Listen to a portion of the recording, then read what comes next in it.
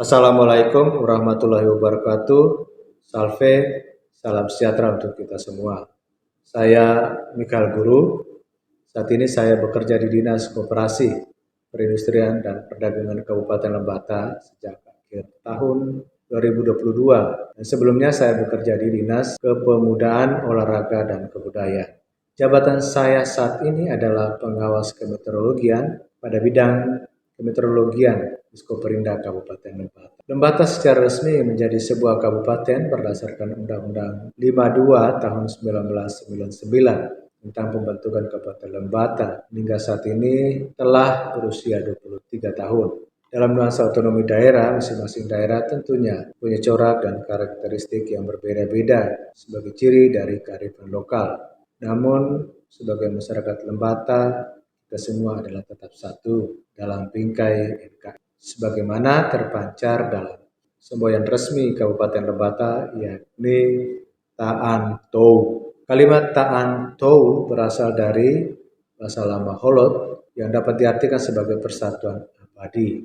Spirit Ta'an Tou ini menjadi fondasi kuat dalam seluruh penyelenggaraan pemerintah di Kabupaten Lembata. Selain itu menjadi inspirasi dan merawat persatuan dan kesatuan, mempererat rasa toleransi umat beragama, suku, budaya, dan adat istiadat yang berada di wilayah Kabupaten Lembata. Lembata kaya akan budaya dan tradisi adat. Hal ini sebagai warisan nenek moyang dan hingga saat ini terus dihidupi oleh masyarakat atau berbagai komunitas adat yang tersebar di wilayah Lembata. Sebagai contoh, warisan akan tarian adat, corak, dan motif pakaian adat daerah, ritual adat, dan lain sebagainya. Untuk mengekspresikan ragam budaya ini, pada bulan Maret tahun 2022, pemerintah Kabupaten Lembata menyelenggarakan satu event besar, yakni Eksplorasi Budaya Lembata. Kegiatan ini diikuti oleh 10 komunitas adat seluruh masyarakat dari 9 kecamatan. Kegiatan ini diantaranya ritual adat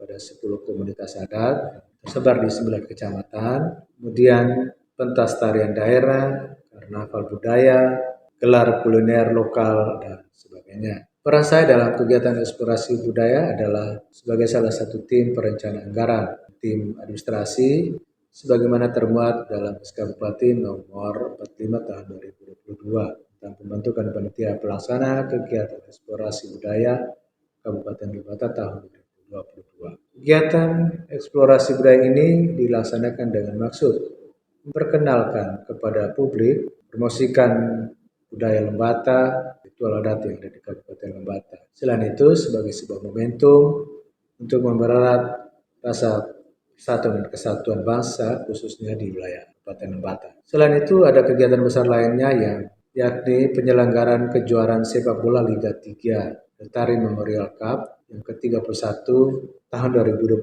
yang diselenggarakan di Lewoleba, Kabupaten Lembata. Kejuaraan sepak bola ini diselenggarakan oleh Asosiasi Provinsi PSSI Provinsi NTT bekerja sama dengan pemerintah Kabupaten Lembata. Peran saya dalam kegiatan kejuaraan sepak bola Liga 3 ini adalah sebagai salah satu tim perencana anggaran, tim administrasi sebagaimana termuat dalam SK Bupati nomor 283 tahun 2022 tentang pembentukan panitia kompetisi Liga 3 Lestari Memorial Cup ke-32 tahun 2022. Kegiatan ini diselenggarakan bulan September tahun 2022. Kegiatan ini dilaksanakan dengan maksud sebagai ajang untuk meningkatkan prestasi sepak bola, menjaring para atlet yang berprestasi untuk berkiprah di level nasional. Selain itu sebagai sebuah momentum untuk mempererat rasa persaudaraan di wilayah Kabupaten Lembata, khususnya di bidang olahraga. Kegiatan besar ini diikuti 22 kabupaten kota di wilayah NTT dan juga diikuti dari beberapa klub. Dinas Koperasi Perindustrian dan Perdagangan Kabupaten Lembata sesuai Perbup Lembata nomor 14 tahun 2022 tentang kedudukan, susunan organisasi, tugas dan fungsi serta tata kerja Dinas Koperinda Kabupaten Lembata mempunyai tugas melaksanakan urusan pemerintah di bidang koperasi, perindustrian dan perdagangan, yang menjadi kewenangan daerah sesuai peraturan perundang-undangan yang berlaku. Berkaitan dengan pelaksanaan pemerintahan di bidang perdagangan, khususnya dalam ruang lingkup jabatan saya sebagai pengawas kemeteorologian adalah melaksanakan kegiatan pengawasan atau penyuluhan meteorologi legal. Lebih konkretnya adalah berkenan dengan pengawasan terhadap alat-alat ukur, takar, timbang dan perlengkapannya atau disingkat dengan UTTP, dan pengawasan terhadap barang dalam keadaan terbungkus. Pelaksanaan kegiatan ini merupakan salah satu bentuk pelayanan bidang kemeteorologian kepada masyarakat yang tujuan akhirnya adalah untuk melindungi kepentingan umum, yakni dalam rangka menjamin adanya kebenaran pengukuran, ketertiban dan kepastian hukum dalam pemakaian satuan ukuran, standar satuan, metode pengukuran, dan alat-alat ukur, takar, timbang, dan perlengkapannya. Pengawasan alat-alat ukur, takar, timbang, dan perlengkapannya dilaksanakan untuk memastikan penggunaan alat-alat ukur, takar, timbang, dan perlengkapannya sesuai dengan ketentuan, kebenaran hasil pengukuran, penakaran, dan penimbangan, dan adanya tanda tera atau surat keterangan tertulis, pengganti tanda sah, dan tanda batal. Sedangkan pengawasan barang dalam keadaan terbungkus dilakukan untuk memastikan kesesuaian pelabelan dan kebenaran kuantitas. Barang dalam keadaan terbungkus telah beredar, dipamerkan, dijual atau ditawarkan kepada konsumen juga wajib diawasi. Hal-hal yang perlu diawasi adalah kebenaran kuantitas BDKT, yaitu potensi adanya peluang kecurangan atau pengurangan jumlah atau isi yang seharusnya diterima konsumen, dan kesesuaian pelabelan kuantitas. Selain itu, kegiatan pengawasan terhadap BDKT juga perlu dilaksanakan kegiatan edukasi atau pembinaan bersifat mandiri kepada masyarakat. Dalam hal ini, produsen dan konsumen pelaku usaha agar tetap sadar akan tertib ukur, takar, dan timbang melalui penggunaan alat-alat timbang dan penjualan dan peredaran barang dalam keadaan terbungkus. Berikut ini saya akan menyampaikan gambaran singkat tentang salah satu alur pelaksanaan pengawasan alat-alat ukur, takar, timbang, dan perlengkapannya, dan penyelesaian pengaduan masyarakat. Terkait alur pelaksanaan pengawasan alat-alat ukur, takar, timbang, dan perlengkapannya, yang pertama adanya persiapan. Persiapan dalam hal ini tentunya para ASN menggunakan tanda pengenal dan seragam pengawasan atau pakaian dinas. Perlu adanya persiapan administrasi dan alat standar pengawasan seperti surat tugas, serapan pengujian, format berita acara, serta peralatan standar meteorologi. Kemudian persiapan peralatan pengamanan TTP yang berfungsi untuk pelabelan barang dalam pengamanan seperti meteorologi lain. Kemudian tahap yang kedua adalah pelaksanaan koordinasi dengan aparat penegak hukum, PPNS, dan pemerintah kecamatan atau kelurahan ataupun pemerintah desa setempat sebelum melaksanakan kunjungan ke lokasi atau ke tempat usaha. Kemudian adanya koordinasi teknis pengawasan dengan pelaku usaha, lalu dilakukan pengawasan. Di dalam pengawasan terdapat beberapa kegiatan yakni pengamatan, identifikasi, dan pengujian terhadap alat-alat ukur, takar, timbang, dan perlengkapannya. Kemudian dilakukan pengisian dan pengolahan data pada serapan pengawasan, serta penandatanganan berita acara pengawasan. Dan itu dilengkapi dengan pendokumentasian selama kegiatan pengawasan. Selain itu, ada penyuluhan singkat terhadap pelaku usaha, pemilik UTTP terkait penggunaan UTTP, dan kejujuran dalam melaksanakan pengukuran, penakaran, penimbangan pada saat terjadinya transaksi perdagangan. Kemudian, apabila terjadi tindak pidana dalam pengamatan terjadi tindak pidana meteorologi legal, tentunya pengawas kemeteorologian mempunyai wewenang untuk melakukan pengamanan yakni membuat berita acara label barang dalam pengamanan bila terindikasi adanya tindak pidana ilegal. Tahap yang ketiga adalah adanya evaluasi dan pelaporan.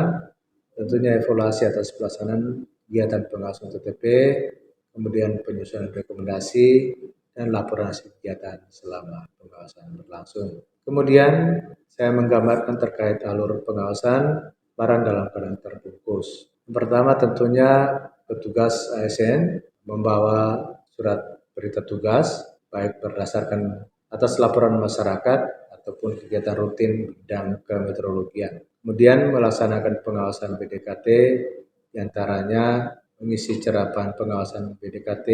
Jika sesuai dengan persyaratan PDKT, dikembalikan ke pemilik. Jika tidak sesuai, maka sampel PDKT diberi meteorologi lain atau label barang dalam pengamanan sesuai dengan karakteristik PDKT-nya. Jika berdasarkan hasil pengawasan dilakukan oleh pengawas ditemukan adanya dugaan tindak pidana dengan didukung oleh bukti permulaan yang cukup, maka dilaksanakan penyidikan sesuai prosedur pelaksanaan penyidikan. Membuat berita acara pengawasan dan menyusun laporan pelaksanaan pengawasan yang selanjutnya diserahkan ke atasan meteorologian. Tentunya laporan ini diterima oleh atasan dan dilakukan evaluasi. Setelah itu dilakukan tindakan yang seperlunya kepada para pelaku atau distributor PDKT. Kemudian saya juga menggambarkan alur pelayanan pengaduan masyarakat terkait pengawasan di bidang meteorologi legal. Pertama, jika ada pengaduan masyarakat, tentunya para petugas menerima dan meregistrasi laporan pengaduan masyarakat, baik melalui baik secara langsung maupun lewat media sosial, media cetak, ataupun media elektronik. Kemudian para petugas berwenang melakukan analisis terhadap pengaduan masyarakat. Di sini petugas analisis menentukan kategori pengaduan masyarakat, apakah laporan tersebut berkadar pengawasan atau tidak. Jika tidak berkadar pengawasan akan diteruskan ke atasan untuk mendapatkan rekomendasi lebih lanjut. Kemudian penanganan terhadap pengaduan masyarakat.